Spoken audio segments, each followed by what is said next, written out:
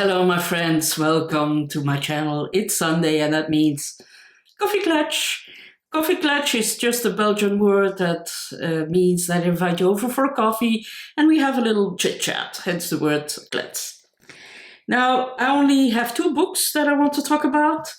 I have Solito and I have Sjablone. Solito. I will start with this one. So, Solito is a non-fiction book, but it's written by a poet. Javier Zamora is somebody from El Salvadorian descent. So his parents, he was born there. He was born in San Salvador. And his parents moved to the States when he was very young, but they left him with his grandparents. And by the time he was 9, his parents had saved enough money to get him over the American border. Now, of course, those people that you have to trust, you have to give them a lot of money. They will smuggle you through Colombia, through Mexico, so it's quite a journey. And for a young boy of 9, he has to do this all by himself because nobody can go with him because it's too expensive. They can't afford somebody to travel with him, so they have to give him over to the smugglers. So you risk a lot, and you risk that your child is being sold off to some creepy guy maybe, or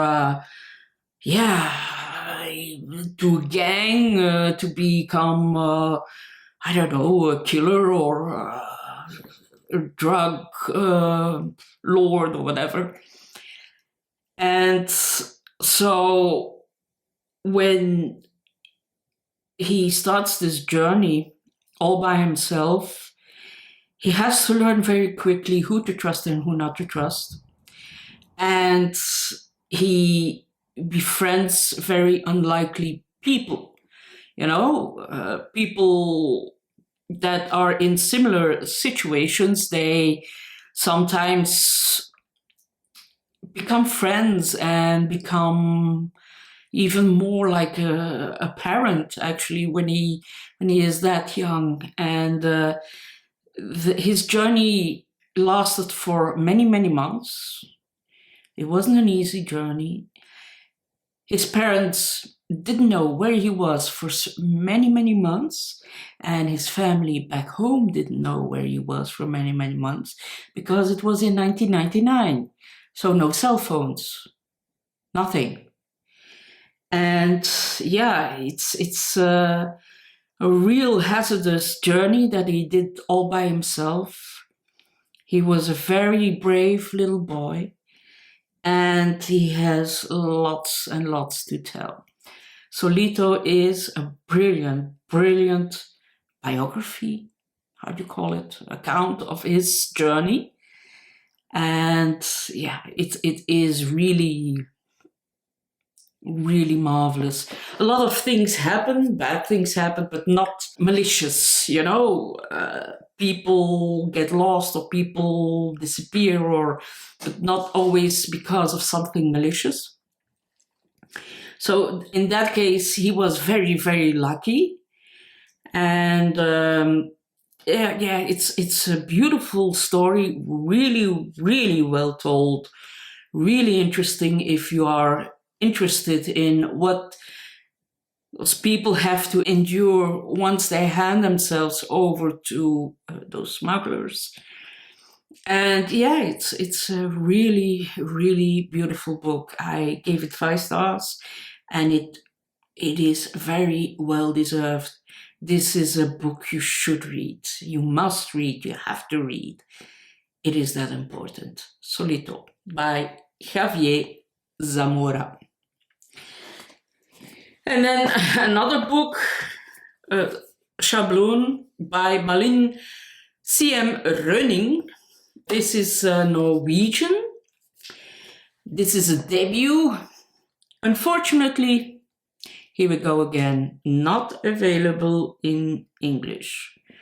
But I will talk briefly about it because it is so well done.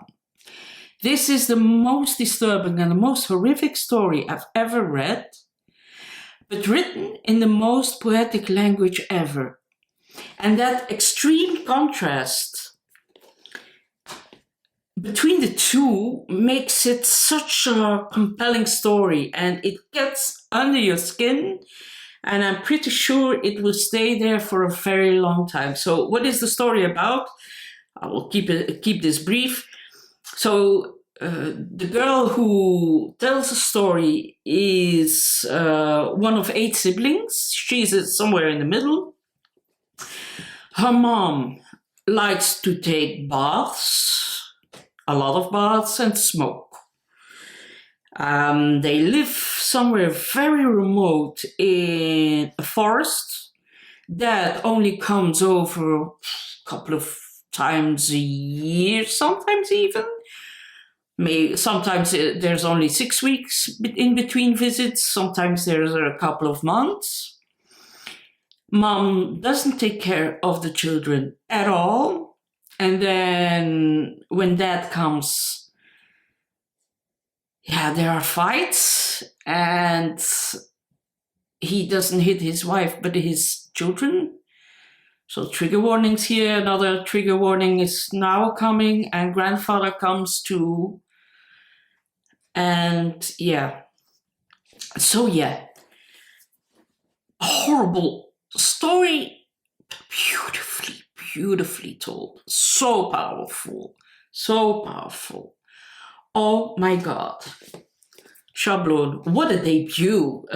Malin Rønning is, it is her, this is the author, it is her first novel. And she's from Oslo, I believe. Yeah, she's from Oslo.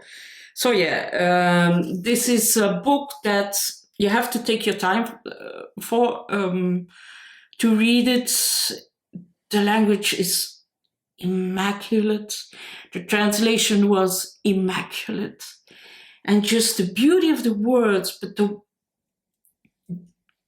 what they are saying, the contrast between the beauty of the words and the sentences, and then the horrible things they're saying, makes it so effective.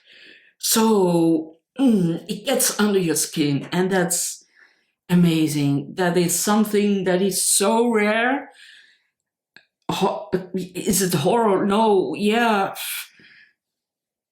It's horrific what happens. It's like a bit like Sugar Bane, but take all the queerness out of it. And also all the love out of it, because there's no love between mother and daughter, or mother and father, or mother and grandfather. There's just no love. There's some love between oldest brother and her, and when he gets older, he takes a little bit care of her, and that's beautiful to see. It gives her hope, I think. And it's a marvelous story. So that's what I've read. I've read more, but I've put everything in my previous video. I'm not sure which book I will read next. I'm currently also reading Moby Dick from Herman Melville. Really enjoying that. It's my second read. I read it the first time last summer, and now I read it in Dutch, and there's a lot more things that are now clear, and I understand more of the symbolism, and I get my own story out of it. It's brilliant. I thoroughly enjoyed it. So that's it. I hope you had a wonderful week. I hope you will have a wonderful week. And I hope you've read some wonderful books.